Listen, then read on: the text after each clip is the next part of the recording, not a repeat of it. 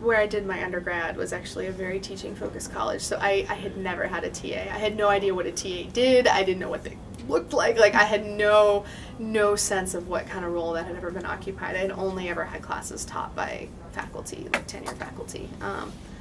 And so when I was first instructor of record for the G101, it was my first time in front of a classroom. I had very little sense of that, and I was just terrified. I was terrified that they were going to walk all over me, that it was just going to be, because I was only, at that point, I was only, 5 or 6 years older than them. I was not that much older than them. And so my first semester, and really that whole first year, I was extremely formal. I was extremely stiff.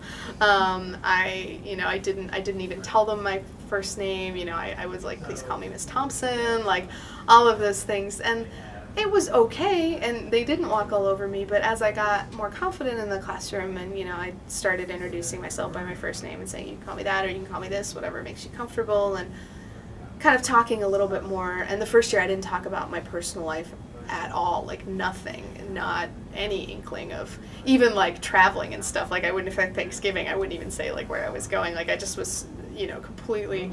And yeah, as I got more comfortable and I started to be able to professionally, of course, kind of reveal some of that stuff, I really found it to be an asset, that it really sort of humanized me in a way that didn't undermine my authority, and that actually I think students were much more engaged and felt that I was much more approachable because I actually was a human being.